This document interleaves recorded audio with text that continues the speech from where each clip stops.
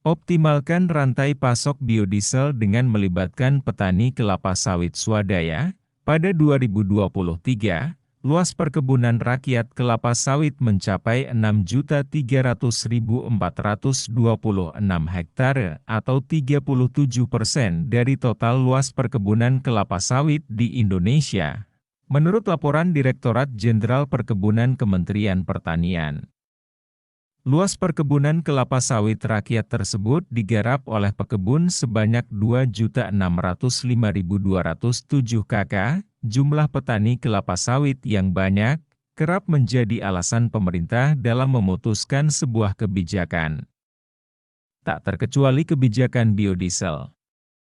Kebijakan energi berupa penggunaan bahan bakar nabati, BBN, berbasis kelapa sawit tersebut diklaim dapat menguntungkan petani. Dalam Peraturan Presiden Nomor 18 Tahun 2020 tentang Rencana Pembangunan Jangka Menengah, RPJMN 2020-2024. Pengembangan biodiesel berbasis kelapa sawit menjadi salah satu proyek strategis nasional. Penetapan program energi terbarukan berbasis kelapa sawit ditujukan untuk mendukung peningkatan porsi energi baru terbarukan dalam bauran energi primer nasional menuju 23% pada tahun 2025. Mengapa kebijakan biodiesel diterapkan? Kebijakan biodiesel diterapkan karena 3 alasan. Pertama, pemerintah berupaya untuk melepas ketergantungan terhadap bahan bakar fosil. Tujuannya adalah untuk memangkas emisi gas karbon pada sektor energi, khususnya sektor transportasi, dalam kerangka Enhanced Nationally Determined Contribution, ENDC. Kebijakan biodiesel menjadi salah satu program aksi mitigasi yang strategis untuk memangkas emisi pada sektor tersebut. Kedua, implementasi kebijakan biodiesel juga upaya pemerintah untuk mengurangi impor bahan bakar minyak, BBM, dengan cara menggunakan bahan baku dari dalam negeri. Kelapa sawit menjadi pilihan karena Indonesia merupakan produsen minyak kelapa sawit terbesar di dunia dan kualitasnya sesuai dengan standar bahan bakar. Substitusi sebagian minyak solar dengan kelapa sawit akan mengurangi impor BBM. Dan harapannya dapat berdampak pada defisit neraca perdagangan minyak dan gas. Ketiga, penerapan kebijakan biodiesel juga bertujuan untuk menciptakan permintaan domestik. Melalui inilah petani kelapa sawit diklaim akan diuntungkan karena kebijakan biodiesel menciptakan pasar baru untuk tandan buah segar, TBS, hasil dari perkebunan petani kelapa sawit. Realita petani kelapa sawit swadaya. Sekilas, kebijakan biodiesel terlihat akan menguntungkan petani kelapa sawit.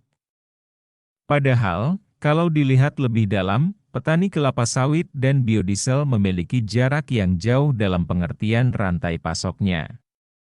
Sehingga, untung tidaknya kebijakan biodiesel terhadap petani kelapa sawit belum dapat dipastikan. Selama ini, pemerintah hanya mengalokasikan volume biodiesel untuk Badan Usaha BBN, BU-BBN, dan BU-BBM. Terakhir, pada 28 Desember 2022, pemerintah menerapkan kebijakan blending rate 35% biodiesel terhadap 65% minyak solar atau yang lebih dikenal dengan kebijakan biodiesel B35. Dalam kebijakan B35, pemerintah memberikan alokasi sebesar 13.148.594 kiloliter KL biodiesel untuk periode Februari 2023 sampai dengan Desember 2023. Terdapat 21 BU-BBN yang mendapat alokasi biodiesel, termasuk PT Wilmar Nabati Indonesia, PT Musimmas, dan PT Sinarmas Bioenergi. Sementara jumlah BU-BBM sebanyak 22 perusahaan, termasuk PT Pertamina Patraniaga, PT Kilang Pertamina Internasional, dan PT AKR Corporindo. Penerapan kebijakan biodiesel didukung oleh pemerintah melalui Badan Pengelola Dana Perkebunan Kelapa Sawit, BPDPKS. BPD PKS menghimpun dana dari pungutan ekspor kelapa sawit dan produk turunannya, tersebut mencapai Rp36,16 triliun. 96% dari dana tersebut digunakan untuk membayar selisih harga biodiesel dengan minyak solar. Dana triliunan tersebut tidak dapat memastikan petani kelapa sawit mana yang telah menjadi pemasok TBS dalam rantai pasok produksi biodiesel. Secara umum, terdapat dua jenis petani kelapa sawit di Indonesia, yakni petani kelapa sawit plasma dan petani kelapa sawit mandiri. Bila merujuk pada istilah petani tersebut, maka petani plasma sudah pasti masuk dalam rantai pasok biodiesel, tergantung perusahaan mana yang menjadi supplier dalam rantai pasok biodiesel. Karena kebun dan hasil petani kelapa sawit plasma dikelola oleh perusahaan sebagai perkebunan inti, petani kelapa sawit yang belum tentu masuk dalam rantai pasok biodiesel adalah petani kelapa sawit swadaya.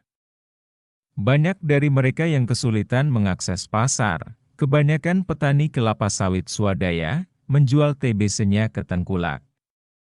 Sehingga, harga yang didapatkan pun lebih rendah daripada harga yang ditetapkan dari pabrik kelapa sawit, PKS, langsung. Pengadaan bahan baku untuk biodiesel selama ini dikuasai oleh perusahaan perkebunan kelapa sawit. Perusahaan perkebunan tersebut terintegrasi secara vertikal dengan perusahaan BUBBN, disebutkan dalam laporan raksasa penerima subsidi, bahwa perusahaan BUBBN yang mendapatkan alokasi biodiesel bila diagregasikan dalam sebuah kelompok korporasi, maka hanya ada 9 kelompok saja. Dan seluruh kelompok korporasi tersebut juga memiliki perkebunan. Petani sawit swadaya umumnya adalah masyarakat yang menggantungkan hidupnya dari perkebunan sawit. Pendapatan mereka bergantung dari tinggi rendahnya harga TBS yang mereka jual, berdasarkan data Direktorat Jenderal Perkebunan Kementerian Pertanian. Pada tahun 2022 terdapat 2.605.207 KK di perkebunan rakyat kelapa sawit. Banyak keluarga yang menggantungkan hidupnya pada kebun tersebut. Mengapa melibatkan petani kelapa sawit swadaya? Kebijakan biodiesel dapat menjadi instrumen yang efektif dalam memastikan harga untuk para petani kelapa sawit swadaya. Pelibatan mereka dalam rantai pasok biodiesel akan memberikan dampak luar biasa, tidak hanya untuk kesejahteraan petani sendiri, tetapi juga keluarga yang dinaunginya, menurut penelitian Traction Energy Asia. Penerapan kebijakan penempatan petani kelapa sawit swadaya dalam tata niaga biodiesel dengan fokus pada upaya intensifikasi lahan dan peningkatan kapasitas pengelolaan lahan oleh petani kelapa sawit swadaya dapat memperbaiki kelayakan hidup petani tersebut sekaligus berkontribusi pada upaya penurunan emisi gas rumah kaca. Pelibatan petani kelapa sawit swadaya juga akan meminimalisir risiko deforestasi dari perkebunan kelapa sawit. Dari sekitar 2,9 juta hektar perkebunan kelapa sawit yang dibangun dari hutan alam sejak 2001 hingga 2021, hanya 25% yang pelakunya merupakan petani kelapa sawit swadaya. Upaya pemerintah untuk mensejahterakan petani kelapa sawit swadaya melalui kebijakan biodiesel saat ini patut diapresiasi. Namun, harus ada strategi agar upaya tersebut dapat terasa jelas oleh petani kelapa sawit swadaya. Pemerintah dapat mempertimbangkan untuk memprioritaskan petani kelapa sawit swadaya dalam rantai pasok biodiesel daripada perusahaan. Prioritas ini dapat diikat dengan kerjasama atau kemitraan antara BUBBN dan kelompok petani kelapa sawit swadaya atau BUBBN dengan kelompok petani kelapa sawit swadaya. Bentuk lainnya juga dapat digunakan, asal petani dapat menjadi pemasok langsung TBS PKS yang menjadi pemasok pabrik biodiesel.